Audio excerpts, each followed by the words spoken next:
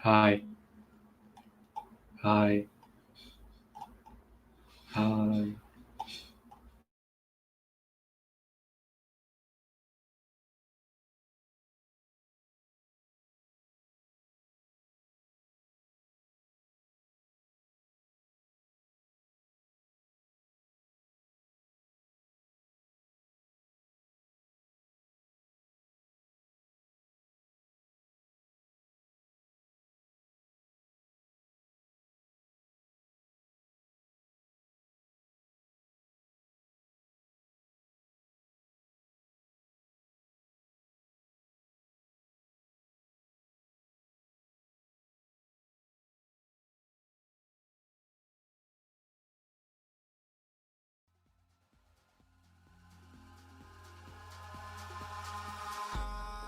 Eyes in the sky, gazing far into the night. I raise my hand to the fire, but it's no use, 'cause you can't stop it from shining through.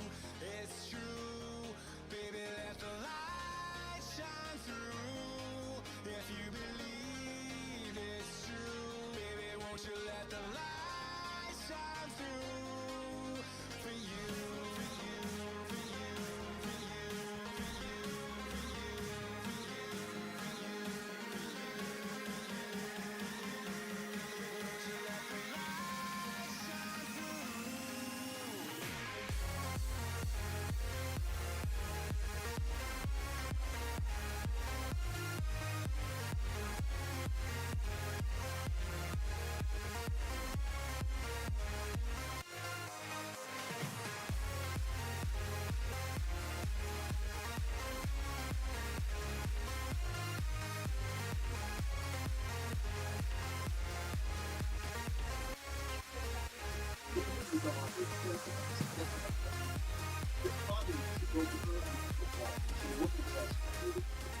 While also appealing to those with deep pockets.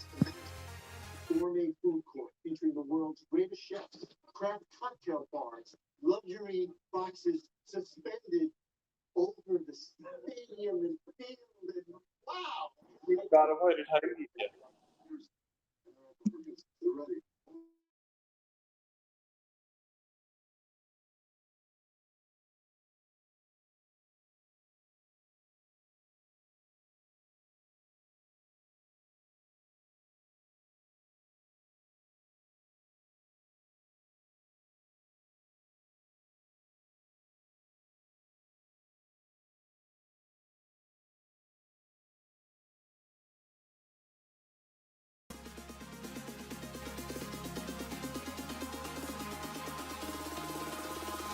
Eyes in the sky, gazing far into the night. I raise my hand to the fire, but it's no use, 'cause you can't stop it from shining through. It's true, baby, let the light shine through. If you believe it's true, baby, won't you let the light shine through for you, for you, for you, for you, for you, for you, for you. Everyone. We'll just wait for more 4 minutes for the team from Bitrock to join us, and then we can get started.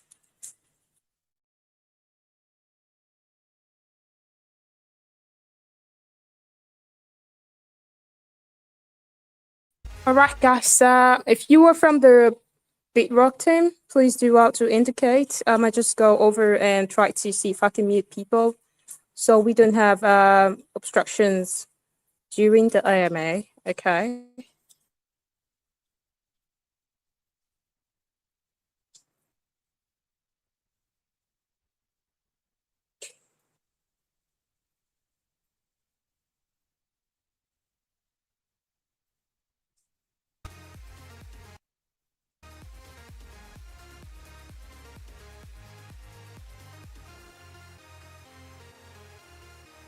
If you are from the Bitrock team, please do out to indicate so we can get you. I think a lot of people already muted, so just indicate and then we can get started in 3 minutes here.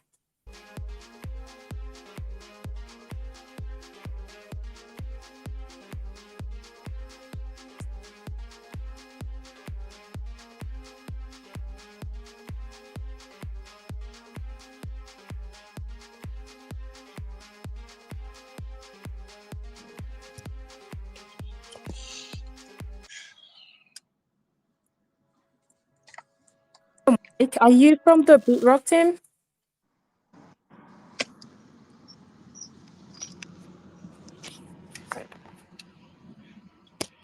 Yeah. Hey, Mike. Oh, sorry about that.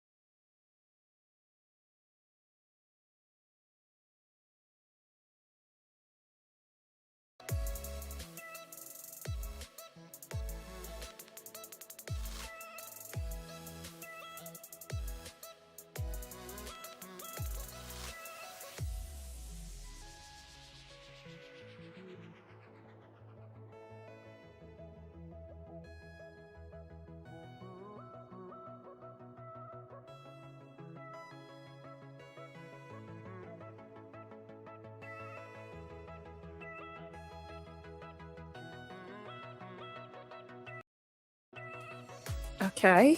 If you can hear me, guys, please do indicate in the chat while we wait for the Bitrock team to join us today.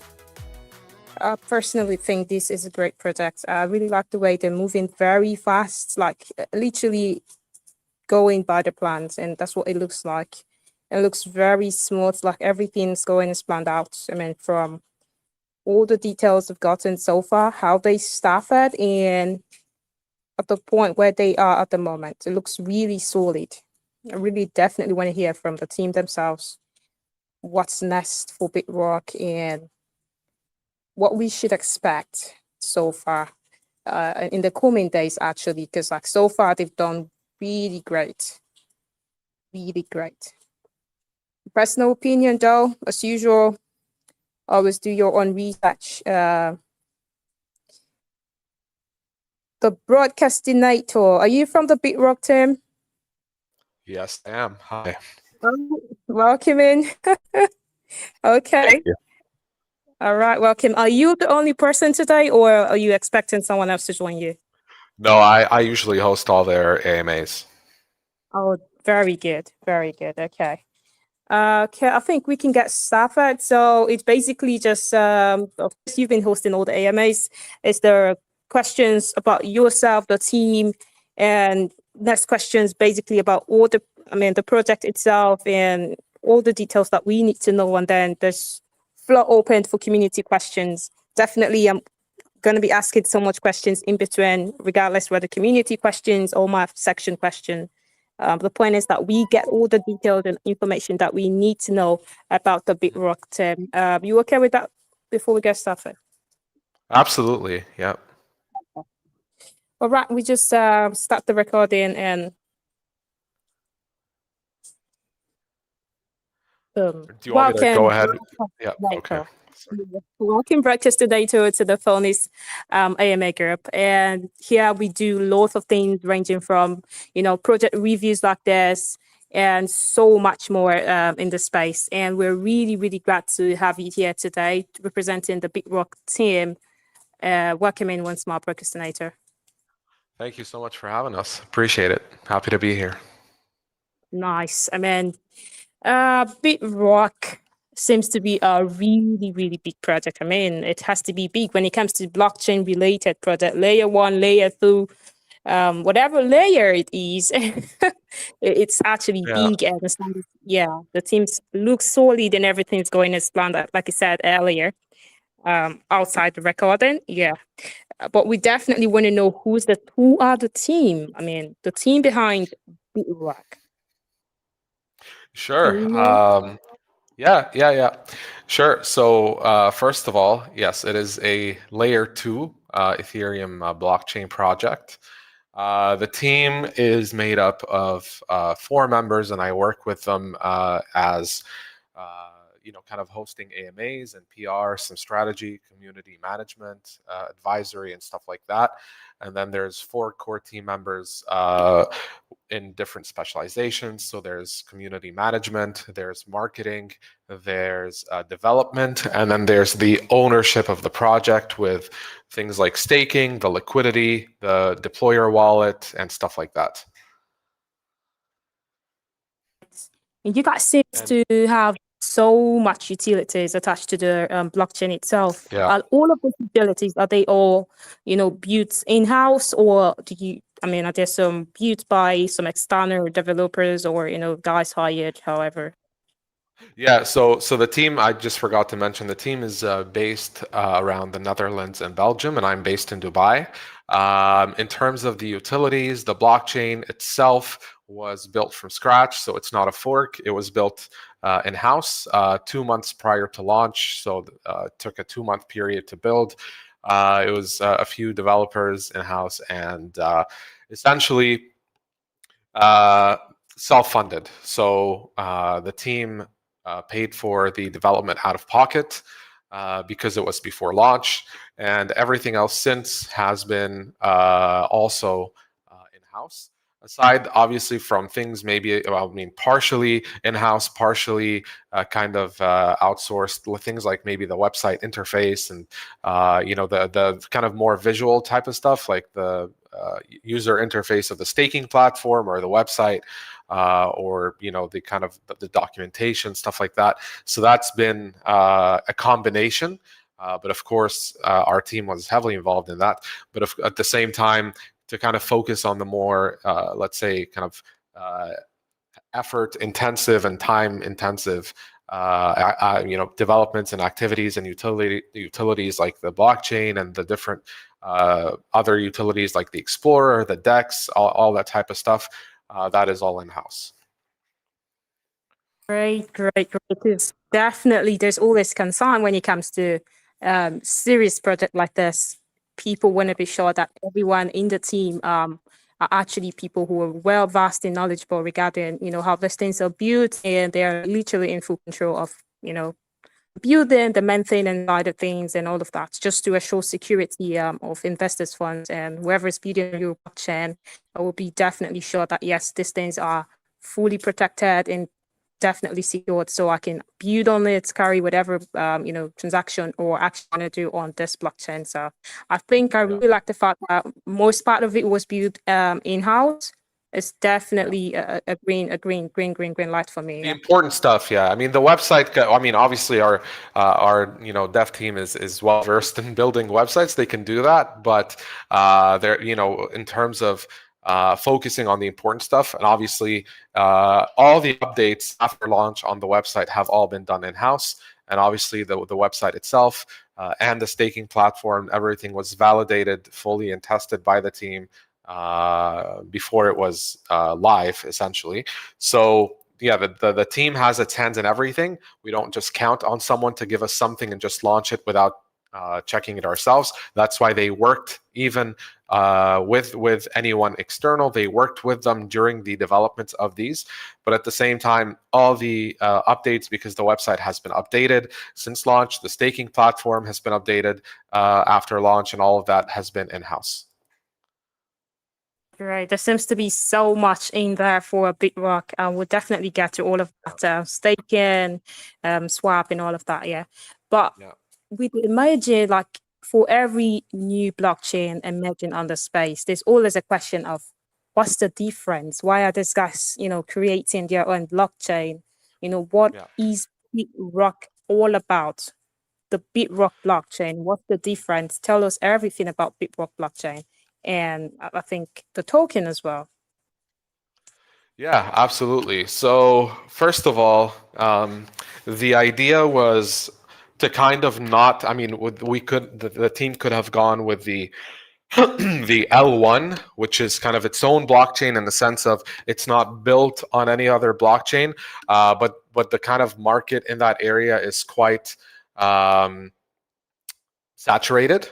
The L2 space on ETH, on the other hand, is less saturated, surprisingly, and there's still a problem that needs to be solved. Different blockchains or different layer 2 blockchains have their own different approaches to attempting to solve that problem, whether it's the gas, the transaction time, the scalability, the security, so many different things. And a lot of the blockchains that we've seen are mostly proof of stake or proof of work. So the first difference is ours is proof of authority, which is a different type of blockchain built on validator validator nodes and proof of authority consensus, where essentially validators validate nodes or essentially validate blocks, using nodes, which is a little bit different. So that's one thing. But I mean, kind of on the more, I kind of don't want to start off with more technical stuff.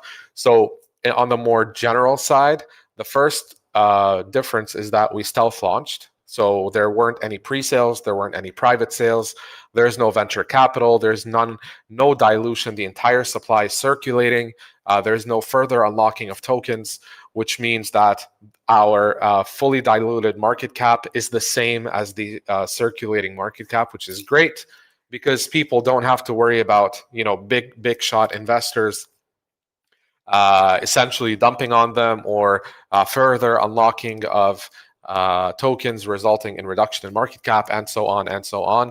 So that's one thing. The second thing that leads to is a better potential for ROI to be able to kind of get in earlier into a blockchain project.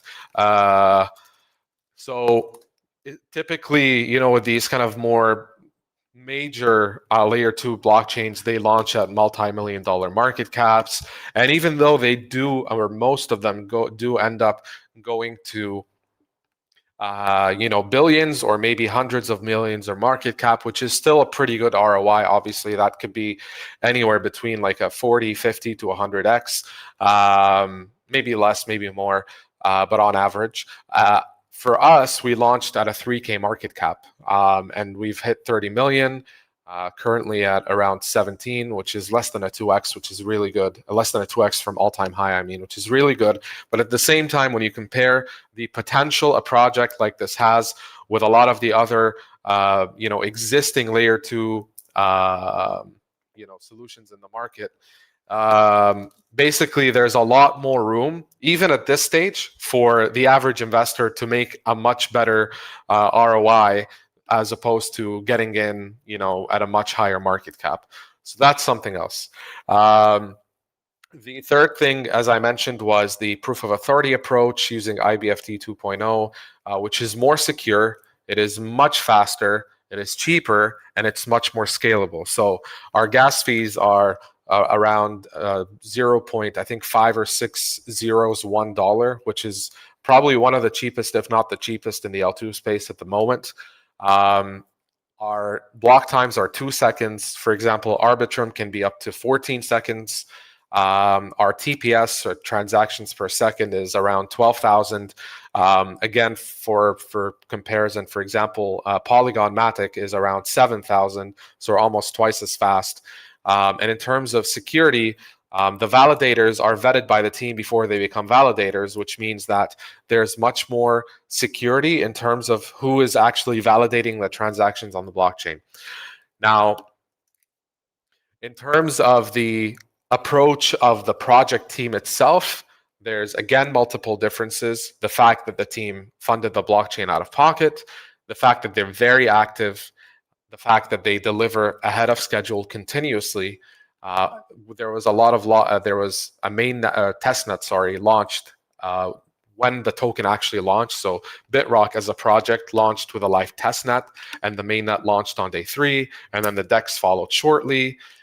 4, we're 5. We have so many different partnerships with a lot of very heavy people in the space. We have partnerships with JNR Advisors for exchange listings and Brothers Marketing, who have worked with Pepe and Pepe 2.0 for their marketing as well as exchange listings, including Binance. And we have other partnerships as well with multiple Twitter accounts and also a lot of private investors with quite large circles of heavy wallets. So that's been very helpful as well. And the fact that we have basically accomplished everything that we've accomplished in the time that we have been live. And there's a KYC that was done with Assure DeFi. I mean, I can keep going. There's so many differences, but it comes down to those kind of 4 or 5 that I mentioned that really add a higher value to this than any other possible stealth launch of an L2 there. We have unique utilities on the blockchain. We have a multi-chain DEX that's being built right now. So the DEX itself, the official DEX rock swap, and I'll maybe come to that later on, is already live. It's a functioning DEX and it's the official one for the blockchain. But multi-chain integration is being built on that swap at the moment. So essentially later on when that's live, you're going to be able to buy tokens on other chains, not the Bitrock chain, but other chains using the same swap, paying gas in Bitrock, equalized from the destination chain. So if you want to buy something on the Ethereum chain, you would be able to buy it. The gas would not be in Ethereum. It would be equalized into Bitrock, and you just have to pay it in Bitrock, and that's it. So you wouldn't have to navigate between exchanges and different swaps to be able to make that cross-chain type of transaction. And we also have a token builder that's going live soon. And very simply, since it's not live yet, all I can say about it right now is that it enables anyone who doesn't have either enough experience to be able to deploy their own contracts or build their own contracts to deploy a new token or launch a new token on the Bitrock chain by simply entering some parameters. No interaction, no coding with the contract at all. You simply enter your parameters, you link it to your wallet, you pay the deployment fee or gas fee, and then you launch it, and that's it. And lastly, the commitment to basically make sure that the projects or the official projects launching on the chain are vetted and partnered with the team. By that, I mean the team, the Bitrock team would have a private chat with the project team that is wanting to partner with Bitrock. And what that essentially means is that they'd get marketing from Bitrock, they'd get some support from Bitrock, they'd get some additional tools from Bitrock and incentives and so on by basically committing to different security measures such as doing a KYC, renouncing contracts, burning liquidity pools, doing audits, and so on and so on. So many different unique components, but it makes this quite different from pretty much every other blockchain on the market, layer 2 of blockchain on the market. Very, very perfect. I also like the fact that you literally touched on every other utilities because I was going to ask about so many of them. And I want to start with the token. I think that was almost the last thing that you mentioned.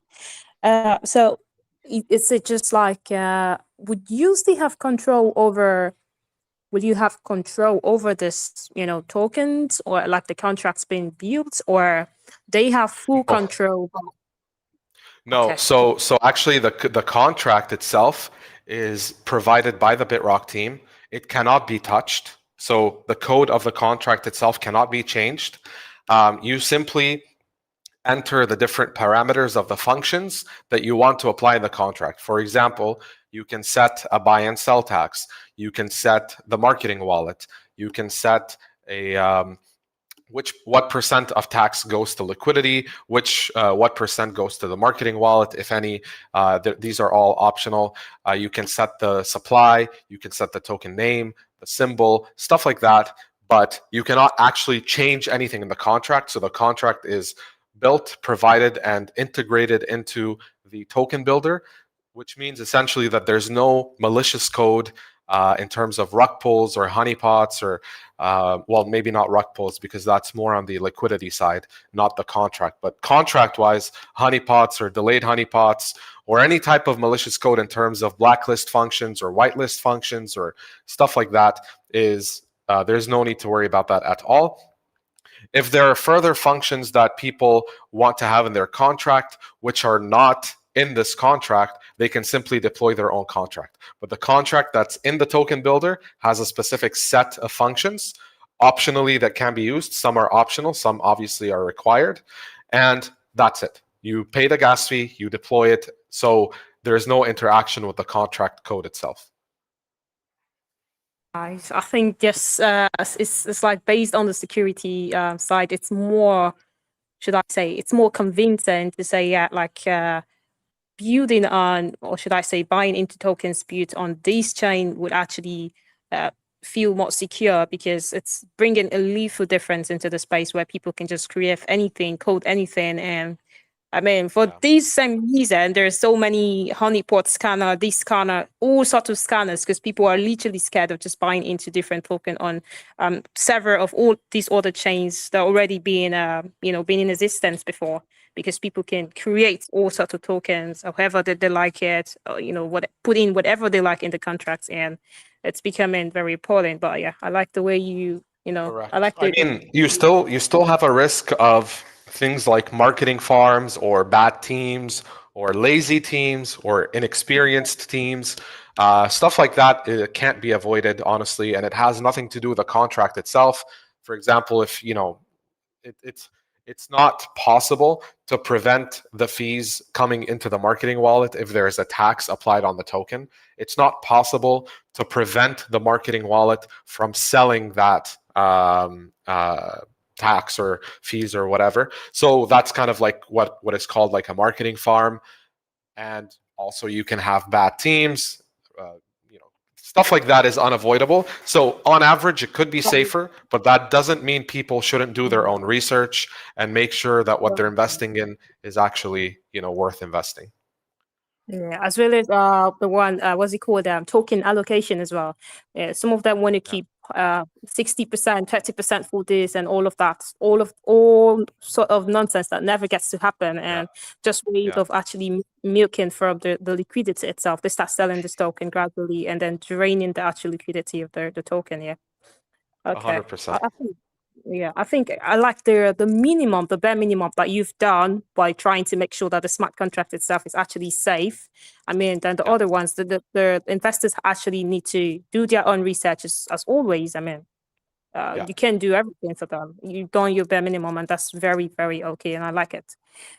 And also regarding partnering with like the token builders, or rather token Yeah. owners coming to build and partner with you. You talked about KYC, and Yeah. I'm beginning to wonder what sort of KYC that could be. Is it the kind of one that we see in the space where people claim that they KYC, but when situations or things happen and they're not able Yeah. to Gotcha. Yeah. report Yeah. them or whatever. So how's it going to be like? Yeah.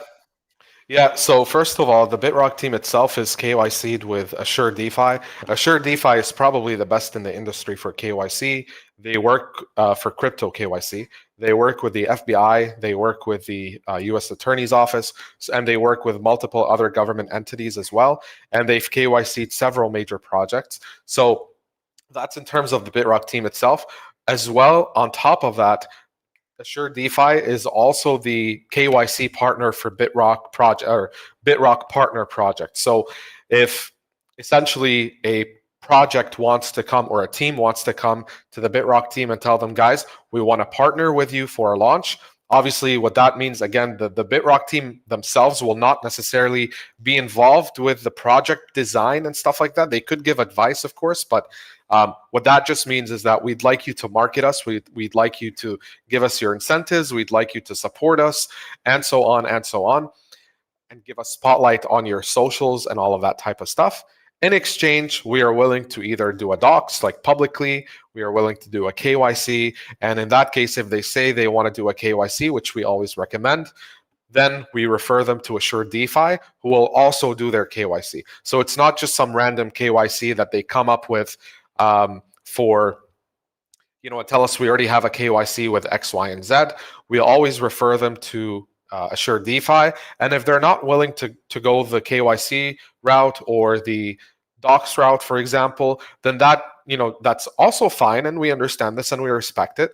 At the same time, it kind of differs on the security scale, so to speak. We then maybe tell them, okay, you have to renounce the contract. You'd have to burn your liquidity, not just lock it. You'd have to burn it and stuff like that. So there are different ways around it. But in terms of KYC specifically, we refer them to Assure DeFi as well. Okay. I think personally, I really do not know about the audiences, but I think I've had so much about Ashultifa myself, and they can be said to be trustworthy when it comes to, KYC and verification of identity. Yeah. Yeah. So, yeah. Also, one very important thing about, coming on a new chain is the bridge system, having a bridge. Do you guys have your own bridge now, or how do people come into your bridge? Yeah. So we do have a bridge, not our own yet. That's under development, but we've partnered with Sphinx Labs when the project launched. Essentially, for development or integration of our blockchain into their utilities. So stuff like the bridge, they have a bridge, and they have worked with multiple different blockchain projects, including Arbitrum, Loop, Curve, and so on. So many big projects, and they've integrated us, and that's already done. Integrated us with their bridge, their swap, their launchpad, their liquidity locker, their charting website, and airdrop tool, and so on. So we have full integration, and their app as well. So we're fully integrated with their DApp as well as all the other utilities. And essentially, until, that's kind of a functioning bridge until we finish our own, which is again under development. So we will have our own bridge as well. That'll come. But just for the sake of kind of moving things along, because we have other utilities to build as well, since we were able to get a bridge through them by our partnership, we just went for that for now. Right. And in terms of the fees and how fast the transaction when the breach is, how would you say? I mean, from your Yeah, it's investors. it's it's fairly fast. It's fairly fast. I mean, feedback has been a little bit, because bridging is, it's not necessarily common knowledge.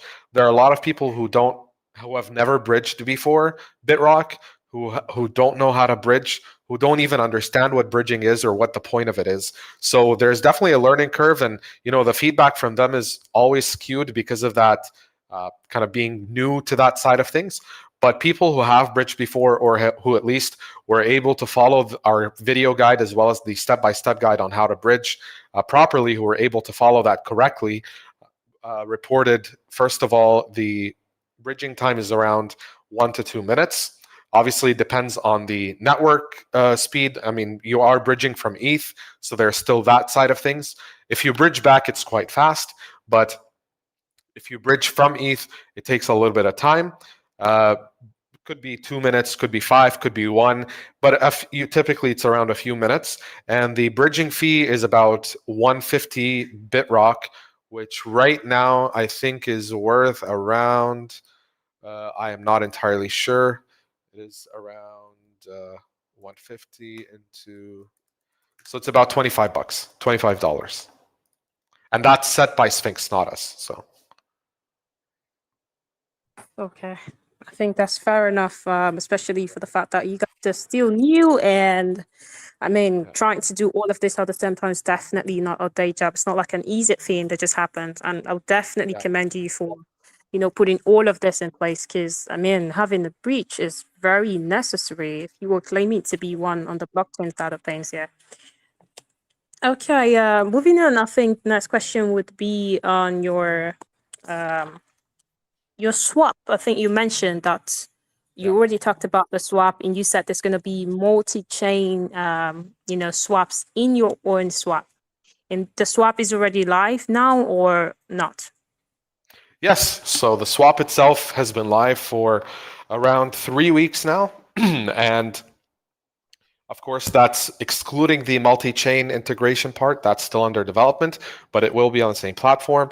But basically, yes, RockSwap, which is the name of our official swap, is live. We're also integrated with a few others who have done it without even asking us. So Sphinx, obviously, we're partnered with, so we're integrated with their swap as well. We're integrated with Apple Swap and a couple of others. But typically, we refer people either to RockSwap mainly, and then also to Sphinx Swap. But in terms of the kind of token or project itself, that's actually launching today. So the RockSwap token, similar to PancakeSwap token or Uniswap token, that is actually stealth launching today. Exact time is not shared, obviously, because it's a stealth launch, but the launch time frame was given was 4 p.m. UTC to 8 p.m. UTC. So within that, there will be the stealth launch today. So it hasn't launched yet as of right now. It may, I don't know when, but yeah. So the token and the utility will be very similar, obviously, to the Pancake Swap token, Uniswap token, any swap token. Kind of, they have very similar utilities. So it's needed, and yeah, it's launching today. So the Rock Swap has its own token, which is launching today. Yep. Okay, for everyone listening, do not forget to get more information just in case this is not enough. But obviously, Broadcastinator just made it clear that they have a token on the Rock Swap, which is their main swap, launching today. So everyone keep an eye on it. Join the group as usual. Ask whatever question regarding the Rock Swap that you may not be able to get from this AMA section. So about the Rock Swap still, you talked about the multi-chain side of things. What difference would it be when it comes to, because like so many other swaps in the space at the moment? Why should I come to swap on the Ethereum chain, or rather BSC, whatever kind of token, on your own Rock Swap instead of doing it on the other swaps that's just been in existence before? Is there something different? Is it a lower fee? You know, what's the enticing thing about it? Yeah. Yeah. First of all, most swaps don't have multi-chain integration. Even Uniswap and PancakeSwap, as far as I know, they have pegged versions of. So, for example, they have. I mean, PancakeSwap, for example, would have a pegged ETH, but on the BSC chain. But that's on the BSC chain. You're not buying ERC20 ETH. You're not buying Ethereum chain ETH. Similarly, if you buy on Uniswap something like pegged BNB or pegged BUSD, you're buying essentially an ETH chain version of these tokens, not the BSC chain versions. So there's a clear difference here between buying a pegged version of a token and buying the actual native version of the token itself. So buying, BUSD or BNB on the BSC chain through Uniswap. You can't do that. So essentially, that's one difference. The second difference, obviously, is the gas fees. Obviously, the gas fees would be equalized. So if you want to buy something on the Ethereum chain, you would still have to buy or pay relatively, maybe plus minus, that might not be the same, might be a bit less, but you would have to still pay similar gas fees as you would on the Ethereum chain, because at the end of the day, you're buying a token on the Ethereum chain. But the advantage here is you don't have to hold Ethereum. So a lot of the time people would think that, okay, I have to hold Ethereum, keep some aside for gas. No, as long as you have Bitrock on the native chain, on the Bitrock chain, you can buy, when the multi-chain DEX integration is live, you would be able to buy tokens on their native chains. You would just simply pay gas in Bitrock itself. Again, the alternative would be to buy, for example, Ethereum, or if you have BNB, you'd have to send it to an exchange. You'd have to buy Ethereum instead of BNB. You'd have to send the Ethereum to an Ethereum wallet, and then you'd have to connect to Uniswap or any other Ethereum swap, and then buy the token through there. So you're skipping multiple steps by simply going through the multi-chain integration. Great. Just one thing I always say, but I mean, so many persons might actually disagree, but it's very necessary for me as an investor is if you're having a utility, what you call a utility, then it should have some utilities actually.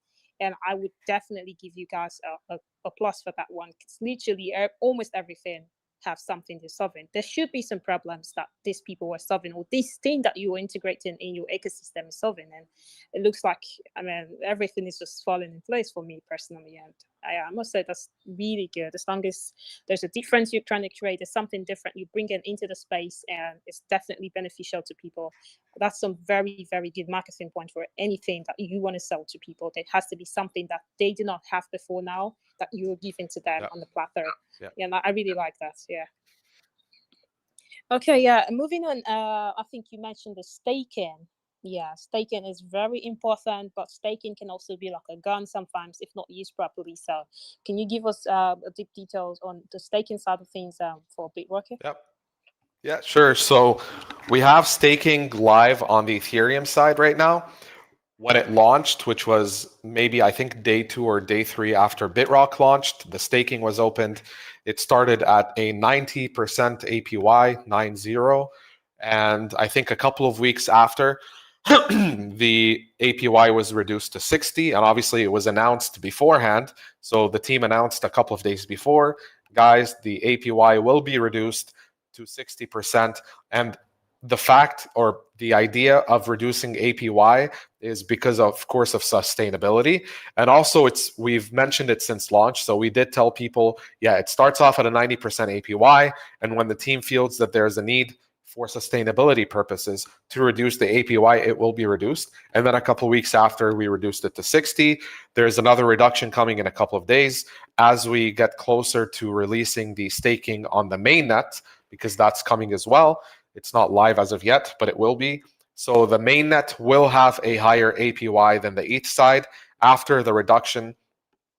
So the reduction will be, again, within a couple of days. And around the same time, the mainnet staking will go live. Don't quote me on the couple of days. It could be maybe after the weekend. We'll see.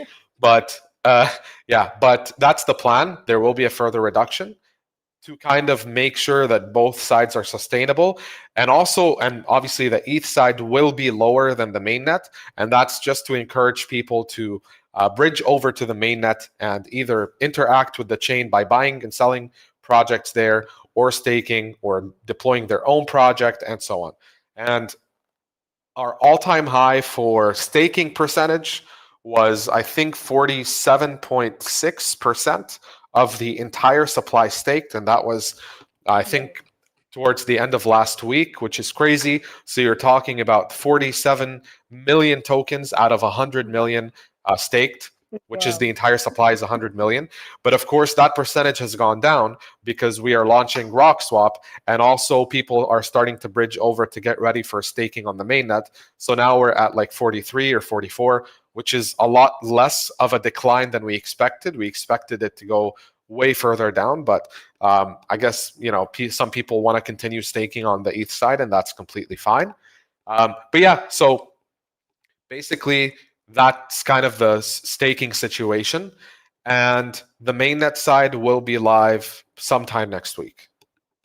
Yeah. So there's a saying, or rather, not a saying, but generally people always say use the word too good to be true. This is looking like one though, but yeah, it's just happening and it's live. Everyone can verify. Yeah. Okay. I like the growth is looking very speedy, and I really hope it continues this way. Yeah. And also for everyone listening, if you have a question, please do out to raise your hands in the chat, or you can write in the main chat, the phone is holding group, and tag me to your questions while the AMA is going on. So once we open up for community questions, I'll be able to read out all of those questions. And of course, Brookestinator would be here to answer your questions for you. You can also, like I said, raise your hands in the main chat in the call right now to, get peaked and ask your questions while we are still discussing. Okay, I think my next question still on this staking. I mean, I like the fact that the APY gets continuously being reduced, because that's the only way you can make a sustainable, ecosystem. Because of course you cannot over give your tokens out like that, and at the same time the token value increases, so you want to reduce how much you're giving out to people, just like that. Or of course staking is very important because it also helps secures the network, secures the whole ecosystem, people keeping the token and not selling, making the network actually very stable and trusted as well. But I definitely like the fact that it gets reduced gradually as time goes. And one thing I want to ask is, where does the staking, funding come from? Is it from the tax system, or is there some tokens kept out for staking? Yeah. So first of all, it's a combination. So we have on Etherscan, the number 2 holder is the deployer wallet, and from the deployer wallet, a certain number of tokens is kept, and it is not locked, which is why it's circulating, because it goes into different different divisions, and the allocation for each division is also as needed. So it's not defined as, for example, we keep X% for exchange listings, we keep X% for staking rewards, X% for developments and utilities, and so on and so on. It's on an as needed basis, and the team is very conservative with spending it. And most of it so far has gone to staking rewards, to bridges, and to our 2 exchange listings on Bitmart and BitGet. So there's that, as well as obviously dropping the APY as well. So the staking rewards themselves come from that wallet. Currently, I believe there's been 5% of the entire supply added to staking rewards. So that's a good number. That's about 5 million tokens, and they're worth a lot. So that's there, and the team continues to add from that deployer wallet into the staking rewards as needed in terms of sustainability compared to the current APY and the percent of the supply staked and so on. Great, great, great. What matters is how sustainable it can be, and also as long as it's not detrimental to the project itself. That's really all that matters, and that's what most investors want to actually make sure of. Else, I mean, they might just be there, have the stake and get what they want to get out of it, and at the end of the day, they're literally draining so much of the project. But as long as it's not detrimental to the project itself, then it's very, very, very okay to me. Very okay to me. Okay, I know you already talked so much about the tokens, but is there some, token utilities that we do not know about? Just, holding the Bitrock, that's a Bitrock token. Is there some other utilities that, or rather, some other benefits we can get by just having this, or some other things that we're not so sure of yet, or we've not touched yet, because there's already staking, and of course the token is used for most of the fees, so that means the value of the token keeps increasing over time as people make use of this token on the mainnet or whatever, deploying contract and all of that, all the fees that's going to be paid. So but is there some other utilities or like use cases for this token that we do not know, or benefits for holding this token? There will be in the future. I can't talk about them too much right now because they're still under development. But as of right now, obviously it's a blockchain token. So again, everything on the blockchain is transacted or paid for with Bitrock. Obviously, there's the staking as well. There's the development side in terms of building building or deploying contracts or tokens, and also the multi-chain DEX, the gas fees would be in Bitrock, and so on. So yeah, mainly that's what it's used for, and there will be further utilities added on that in the near future that I can't share at the moment. Great. And also, just probably my last questions before I open up for community questions. On the marketing side of things, because there's definitely some mistakes that we have seen in this space over time. So many of us have been here for like 2 bull runs, 1 bull run, past bull runs though, and we've seen things that forfeit so many big projects, and some of them could be like just focusing on a particular aspect of their utility and not just trying to carry everything along, or vice versa, trying to carry everything along at the same time, and instead of just focusing on a particular main one that could have just blown up and get them noticed. So regarding all of these utilities that you have on the Bitrock, is there how is the marketing system like? Are you trying to build the blockchain and at the same time, carry the token along and literally carrying everything along? Or is there a particular aspect of it that you want to focus on and get out for people to get to know about? That way you can, come into the ecosystem and know how are you doing the marketing system? Yeah, so first of all, for us, the best way to market the project and the blockchain is by having a good reputation for the blockchain once the project starts. So the blockchain itself, with the bridge, with the DEX, with everything, has already been live for a couple of weeks. And there have been many people who have launched projects. Obviously, none of them are official projects partnered with the Bitrock team or anything like that. It's just simply people launching on the blockchain, Some have done quite well, some haven't. That's the nature of a blockchain. But again, we haven't really marketed the fact that we had these projects on the blockchain because we wanted to direct all of the, let's say, project, or meaning official partner or project marketing for those projects when they start. So the first one is RockSwap, and that's just by the Bitrock team. So that's not a different team. It's launched by the Bitrock team. And at the same time, it's a good test to make sure that everything goes well and that people are interested and see the type of volume that that brings to the chain. And then there's a few other partnered official projects lined up in partnership with the Bitrock team through, again, the vetting process and the KYC and so on, and the marketing to make sure that the volume continues to stay on the chain. And obviously, I'm sure we're going to have a whole ton of people wanting to either deploy new contracts or launch projects on the chain, or bridge them, or bridge their own project from one chain or whatever chain they may currently be on to the next to Bitrock. So that type of marketing is the best type of marketing.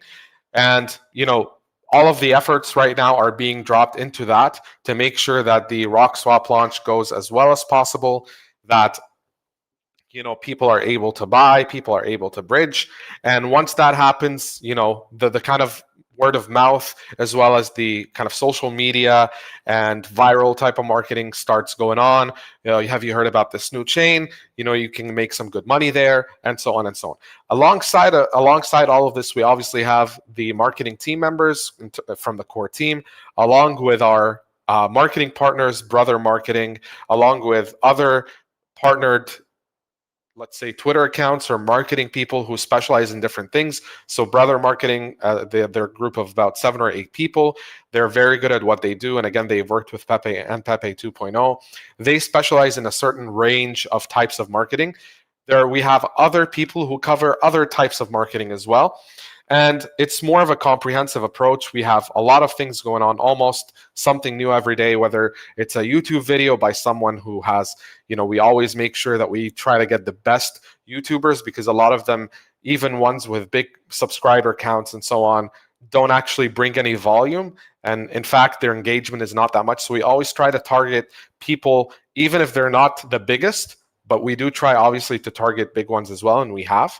But even if they're not, we try to make sure that they actually do bring value or volume to the project, whether it's YouTube or trendings or banner ads or exchange listings or AMAs or Twitter Spaces or Twitter accounts like crypto Twitter and key opinion leaders and stuff like that. There's so many different types of marketing going on that it's almost kind of too hard to keep up. But at the same time, we are well aware that kind of having too much marketing can be a little bit detrimental, because it takes away kind of from the highlight or spotlight on the utility and the development of the project. So we always kind of keep marketing ongoing, but when it comes time for some type of development milestone or some type of major event for the project, like for example the RockSwap token launch, or launching the token builder, or launching the mainnet staking and so on, we always ramp up marketing leading to that. And we make sure that when those go, or when it's time for those to go live, we have the highest amount of high amounts of marketing compared to other times where we just have ongoing marketing to make people aware of the project. Great one, broadcast Naito. I think, yes, for me, it's a perfect strategy. I like it. And one of the main reasons why I like it is, if you actually had me correctly, when I started, I said some people actually just focus on one part, maybe because they feel like that's what the trend is all about. So they just focus on it. And some people just focus on getting a high market cap, and that becomes very bad because they stop building, and instead of building their base, actually what makes people come into your ecosystem, they just focus on selling their tokens and getting more people to buy the tokens. And at the time, people don't see what they are building or what they would benefit in the future in the long run, they start dumping those stock in and it becomes a sell for them. But I really like how you guys planned this whole thing out and how it's going so far. Obviously looking so good considering how you guys started and where you are at the moment. So I would definitely commend you for the strategy. It's definitely very okay for me. And of course, everyone has their own opinion. There's so many investors right now listening. So yeah, but that's my opinion. Yeah. And I think this is time for community questions. If you do not mind, we just go into the question time now. If you have any question for Bitrock team, we have Broadcastinator here representing the team. Please do out to raise your hand. I think I muted someone, Rayan. Rayan, can you go ahead and ask your question, mate? Yep. Oh yes, go ahead, Rayan. Okay, I wanted to know that you have mentioned that you will like take 3% of the taxes from every transaction for development on your own token. So how do you going to sell your token to like keep work funded? And also, are you going to like change the taxes rate as bigger market cap? I'm sorry, I didn't get your question. Can you repeat your question, please? Okay, since you have mentioned that 3% taxes will be deducted from every transaction for the development. So how you gonna sell it from become about the funded? And so do you have for like a plan to like increase the amount of taxes if the market cap will be goes more higher or higher? Okay, I think I got your question. So first of all, it's actually 4%, not 3. Let me explain. 3%, yes, 3% does go to development, listings, partnerships, marketing, etc. And then there's 1% that goes to the liquidity pool directly. Okay, so that's one thing. The second thing is the taxes on the ETH side. The mainnet obviously has no tax, so there's no tax when buying and selling Bitrock on or trading Bitrock on the mainnet. Obviously, different projects can set their own taxes if they want, similar to any other blockchain. But for RockSwap, for example, there's just going to be a 1% burn. But anyways, when you talk about reducing taxes or changing taxes, actually the contract on the ETH side, so again, the Ethereum side, which has the 4% tax, the contract is renounced. So nothing can be changed, and that's part of the security measures, because eventually everything will shift to the mainnet anyway. And as we have more and more integrations, people will be able to buy Bitrock on the native chain directly. At the moment, we are integrated with Bitmart. So Bitmart has our mainnet integrated into their exchange, so people can buy Bitrock there. We are already listed against USDT. You can buy Bitrock, and then you can choose to send it to your wallet either through the Ethereum chain or through the mainnet chain. And there's no tax there. So when you buy at Bitmart, you don't pay any tax. And when you send it, obviously there's a network fee, but when you send it, there's no transfer tax either. So that's another thing.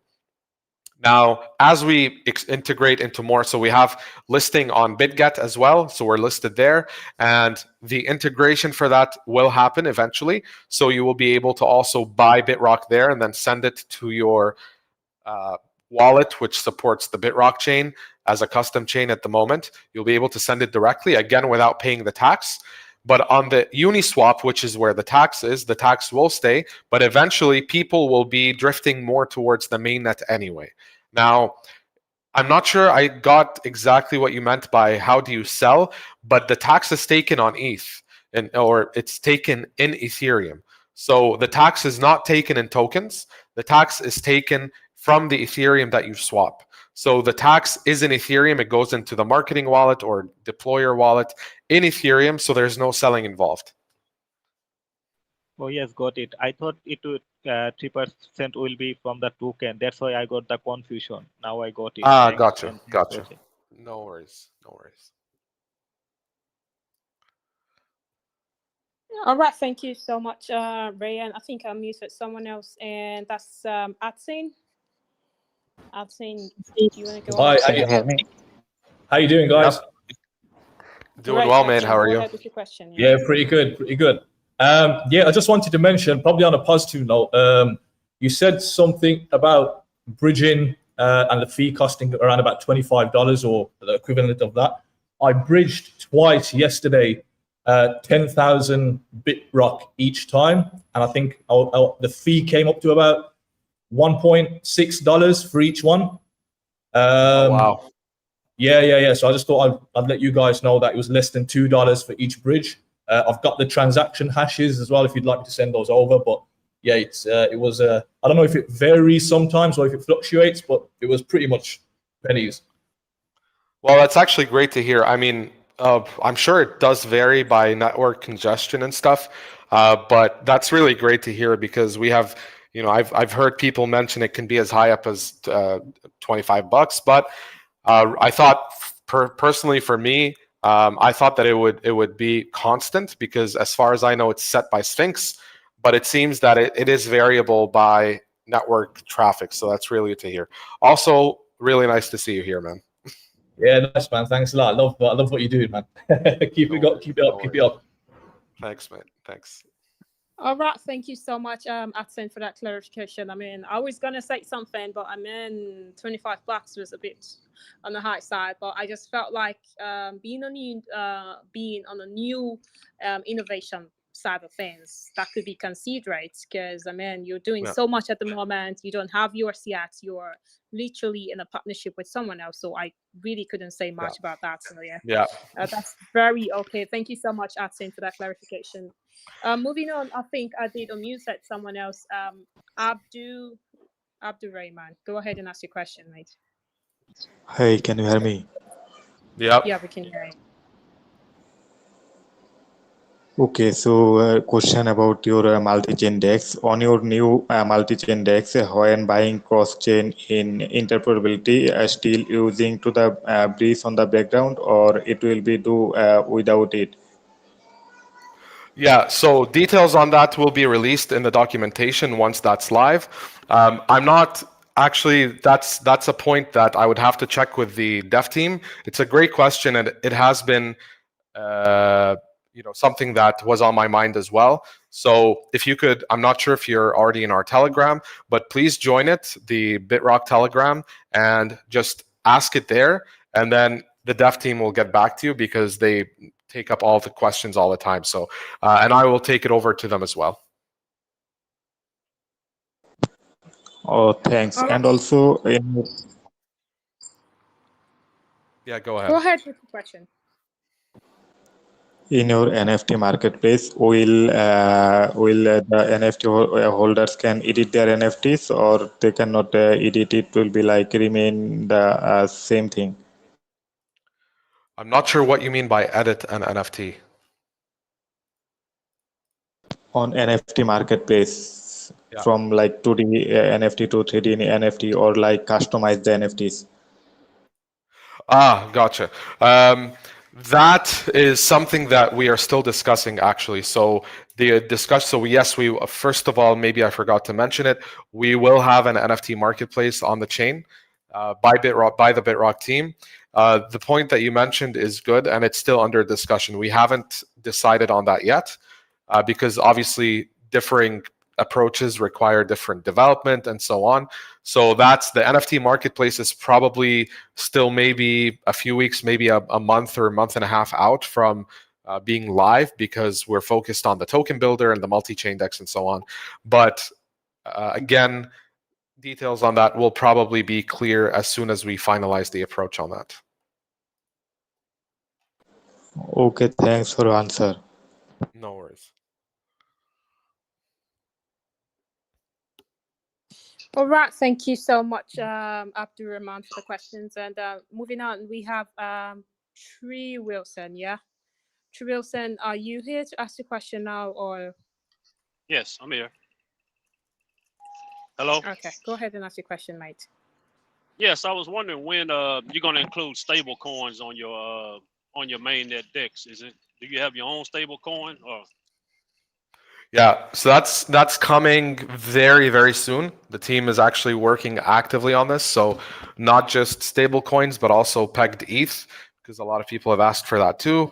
So they're working on that. It's going to be your typical kind of now which exact stable coin, that's still up for debate, but it's going to be one of the kind of major ones, either probably USDT, because that's kind of what's there on the ETH chain. So we're probably going to have that on the chain as well. And the timeline for that, I'm not at liberty to say right now, but conservatively, we're looking at maybe a couple of weeks or so, maybe less. So in the meantime, if we want to swap our rock swap tokens, we can only swap it to Bitrock on the DEX right now, and then maybe bridge it over to the ETH side if we wanted to take Exactly. Okay, I got you. Okay. Either that, or you sell it. So you sell the rock swap, you get your Bitrock, and then from essentially there you have two options: either bridge it back to ETH or send it. If you do use Bitmart, for example, you can send it to Bitmart on the Bitrock chain and then sell it there. Okay, I got you. Thank you. I appreciate it.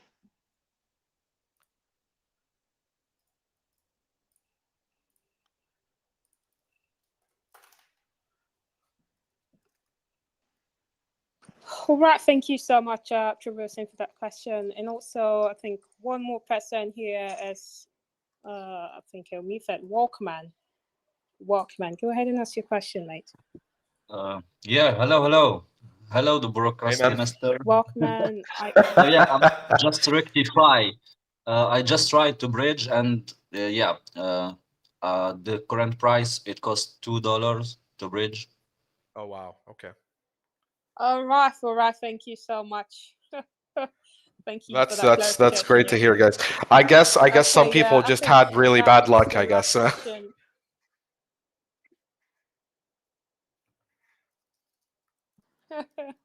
Yeah. Okay, I think that way we come to the end of the community.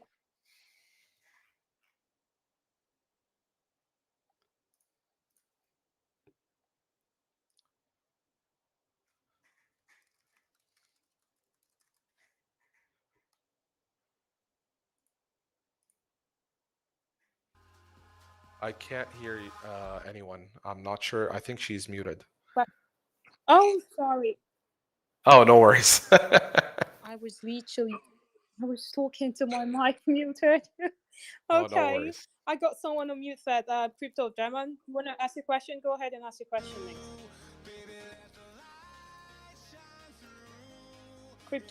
Crypto Demon. Okay. I guess that was a mistake. Okay, I think we come to the end of the AMA section from my end, and also from the community question side of things. Broadcastinator, you've done really great job regarding breaking down, most of the important details that we need to know about Bitrock. And for me, I would say this is definitely a handy information for everyone looking to invest in Bitrock. If there is any more question or anything that you feel like is not cleared regarding Bitrock, there's definitely the community for you, Telegram community, there's a Twitter community, and I think there's a Discord community as well, Broadcastinator. Yep, there's a Discord, there's a Twitter, there's a Telegram, obviously, and then you have unofficial TikToks and Instagram as well. If you filter for them in our chat, you'll find them. And they're also on our website.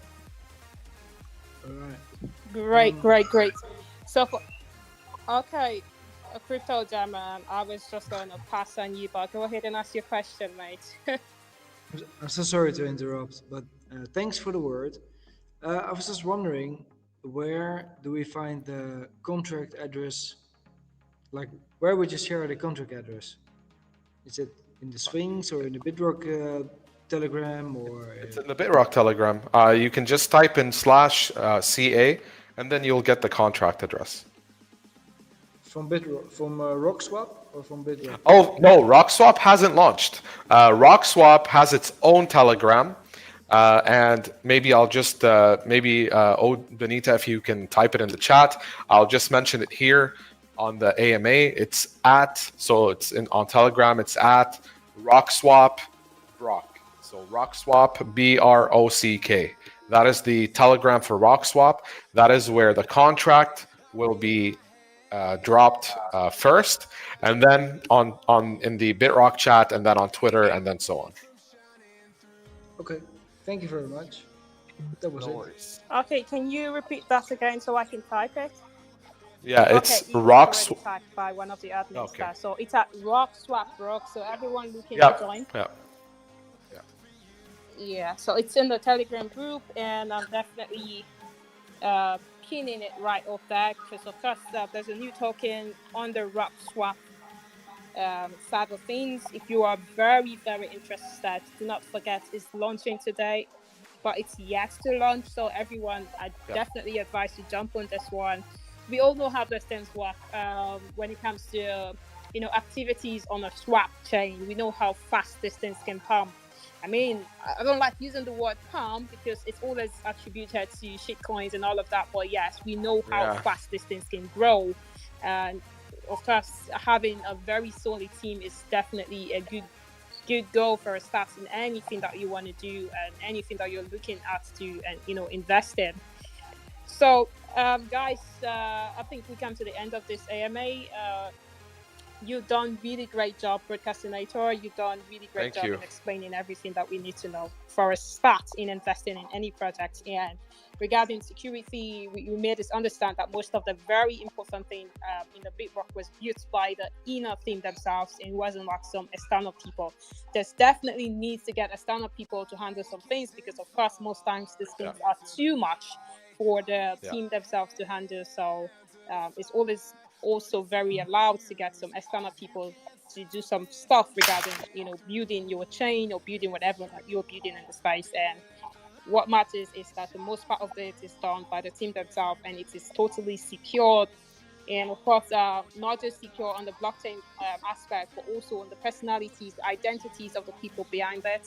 And for that, we got Assured DeFi as one of their partners, which of course we can trust because we've known these people long enough. And of course, you can always do research about them.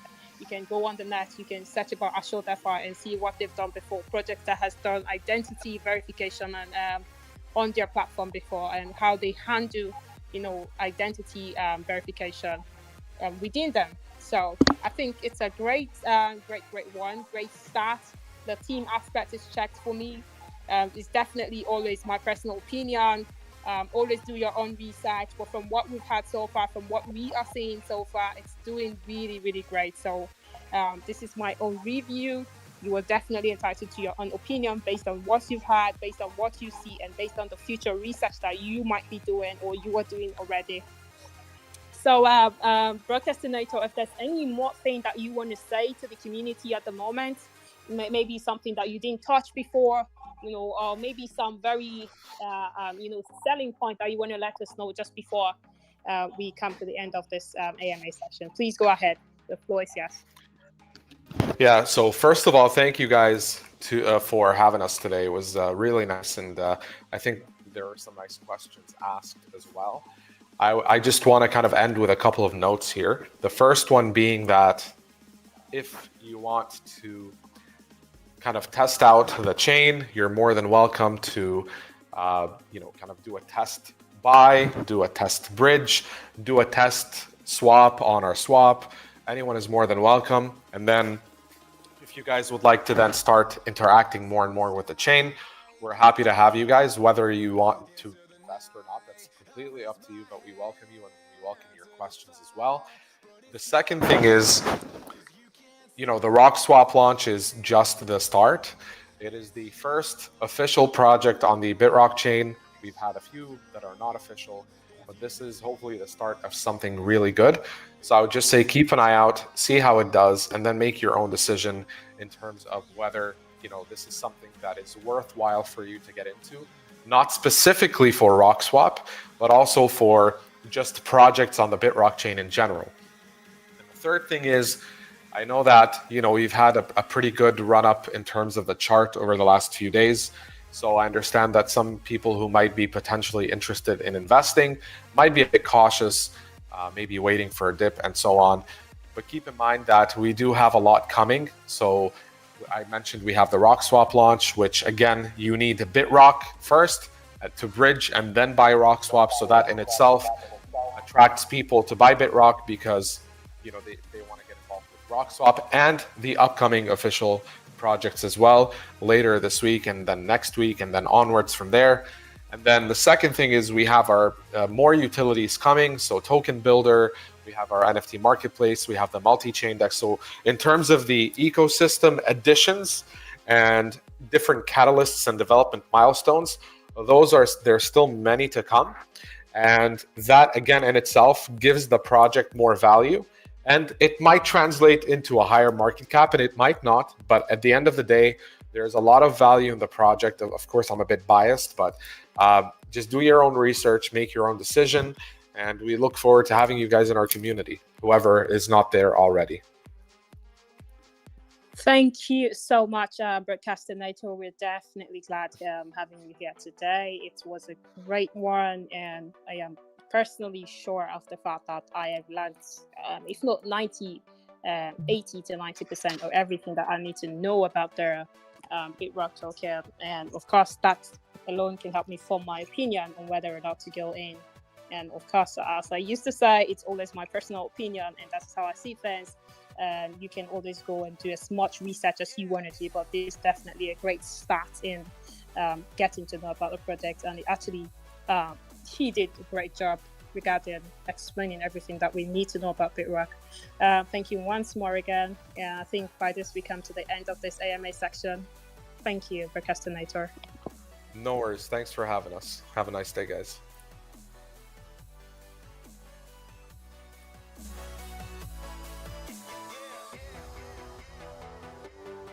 Yeah, thank you.